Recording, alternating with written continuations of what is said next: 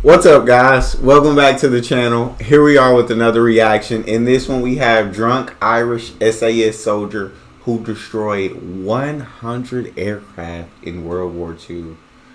So he was drunk while he was destroying the aircraft?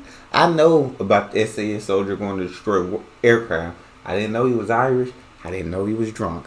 Before we dive in, if you guys happen to enjoy, don't forget to subscribe, give the video a thumbs up. Also, if you like to support this channel by becoming a member, all you gotta do is hit that join button and get your exclusive benefits. What are you waiting for? Let's dive in. Paddy Mayne. Daring, bold, and even senseless at times, Paddy often threw himself into the thick of the fray to save his friends during World War II, capturing entire towns by himself and blowing up airfields from the back of a Jeep. With a total disregard for danger, Paddy Mayne's story encompasses everything from punching a commanding officer to being one of the most decorated soldiers in the British Army. Hey, man, hey, we needed that daring, bold, and sometimes senseless guy. We needed the guy to come up with the slogan, "Who dares wins." That's Paddy Mayne exemplifies that slogan. In March of 1939, 6 months before Hitler invaded Poland, Paddy joined the Supplementary Reserve in Newtownards, Northern Ireland, and received a commission in the Royal Artillery. He was an ideal recruit, educated at Queen's University, was an amateur heavyweight champion in boxing, and played for the International Irish Rugby team, even selected for the British Lions. But the beginning of World War II cut both his legal and sporting career short. Paddy Mayne received training from the Queen's University Officer Training Corps and was soon transferred to the Royal Ulster Rifles. However, Mayne would soon leave the Royal Ulster Rifles in favor of volunteering for the No. 11 Scottish Commando. Inspired by Winston Churchill's calls for a butcher and bolt reign of terror behind enemy lines, Paddy joined the small raiding force with the intention of going into occupied enemy territory and wreaking havoc on the Germans with small demolitions and night raids. In June of 1941, Paddy's wish would come true. The Battle of the Litani River in Lebanon was his first taste of battle. Accompanying the 21st Australian Brigade, which was advancing along a coastal road to Beirut and needed to cross the Litani River, Paddy and the Commando attempted a surprise nighttime landing near the mouth of the river to secure the bridge for the Australians. Unfortunately, rough seas caused the Commandos to be delayed, and they weren't able to land until daylight. By this time, Vichy French defenders had destroyed the bridges and were already in a heavy firefight with the Australians. Paddy and the Scottish Commando were forced to act in desperation and threw themselves into the middle of the fight to try to aid the 21st Australian Brigade. The Commando took many casualties that day, including their commander, Lieutenant Colonel R.L. Petter. Paddy Mayne was filled with frustration after the battle and blamed his commanding officer for their failures and left the Commando. One day, dang, Paddy was heated. He said, "F this, bro. I don't want to be a part of these Commandos no more. It's your fault. At the end of the day, it's your fault that we took all these casualties." He was heated, and you can expectedly so. I mean, these guys are your brothers that you're going to war with, right? You train together. You've done so much together. One more thing about Paddy is. So far, it sounds like Paddy was looking for a fight. He amateur boxing, went through army training. It seems like Paddy enjoyed a good fight, and then joining the army, and then wanting to join the forces, right, that were going to be involved in the fight. Immediately go behind enemy lines, create havoc, destroy, demolitions, all of this. It seemed like Paddy loved this. After a recommendation from an officer, Paddy was invited by Captain David Sterling. As Sterling sat across from Paddy, he began to describe an elite new fighting force known as the Special Air Service. He was faced with the choice of either guerrilla warfare in China, which Paddy had applied to beforehand, or he could join the SAS, parachute into the heart of the German army in the Sahara Desert, and conduct devastating surprise attacks on enemy airfields. Paddy chose the latter, trusting the unorthodox plans of Sterling's. One of Paddy's friends from the No. 11 Commando, Lieutenant Owen McGonigal, had recommended Paddy to Captain Sterling for his leadership displayed at the Battle of the Litani River. Sterling took the recommendation and now turned to Paddy for help against the German Afrika Korps.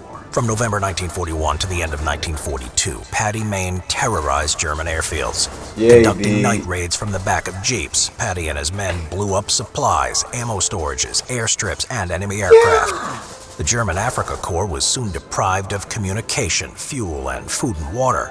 Paddy himself was thought to be responsible for the destruction of around 100 aircraft. On the first successful raid of the Special Air... It said Paddy himself, not the SAS group. Paddy himself was thought to have destroyed 100 aircraft. So just think how much the SAS as a group, how much aircraft and everything they destroyed as a group. If Paddy himself had destroyed 100.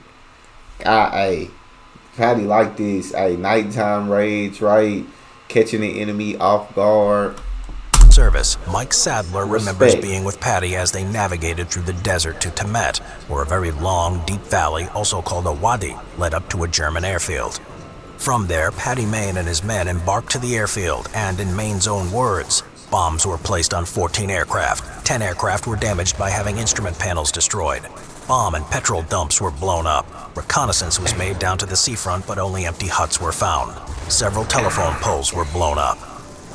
In another account of his actions, Paddy Mayne details how he and David Sterling raided the Sidi Hanish airfield and avoided detection while blowing up 40 German aircraft and only losing 3 jeeps and 2 men. The astounding successes of the SAS kept it from being terminated, as there were many in the British High Command who thought the actions of Paddy and his men were too cavalier. Nah, it's in perfect, January bro. 1943, I ain't no too cavalier. Whatever it takes. Whatever it takes to get the job done. You was fighting the Germans, you was fighting the Nazis. Whatever it takes. Sterling was captured, and the 1st SAS Regiment was reorganized into the Special Raiding Squadron and the Special Boat Selection.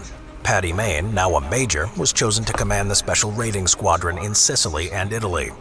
On July 10, 1943, Paddy would undertake 2 daring operations to capture 4 enemy batteries in preparation for the landing of the British 13th Corps, and additionally capture and hold the town of Augusta on the eastern coast of Sicily. Overall, Paddy was successful in capturing the batteries, along with taking 450 prisoners and killing another 200 to 300 Italians, and personally led his men through machine gun fire to take Augusta.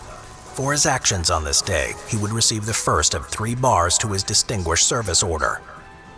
In the following year, Mayne was promoted to Lieutenant Colonel and given leadership of the reformed 1st SAS Regiment. With a blatant disregard for danger, charismatic leadership capabilities, and unmatched determination, Paddy Mayne was a superb and glorified leader to his men.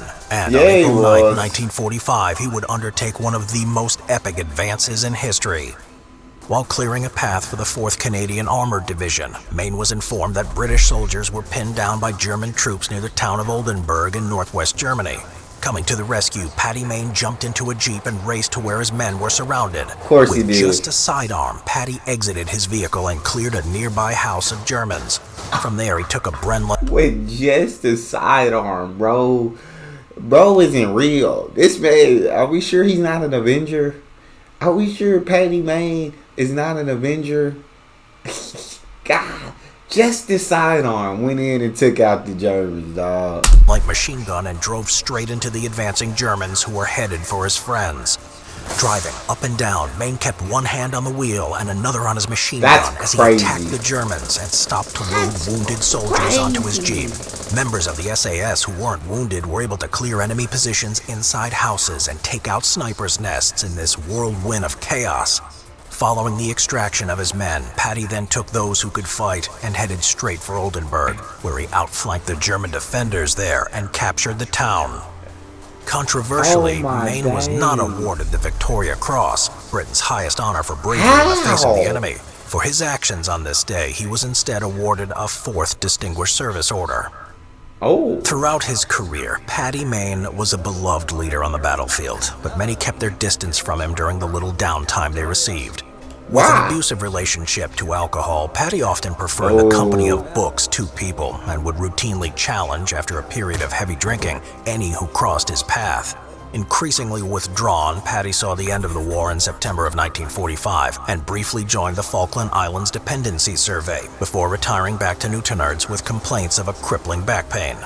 Back in Newtownards, he found work first as a solicitor and then later as a secretary to the Law Society of Northern Ireland. However, his dependence on the bottle worsened as the years rolled by, and I on can December imagine. 13th, 1955, he would meet a tragic end.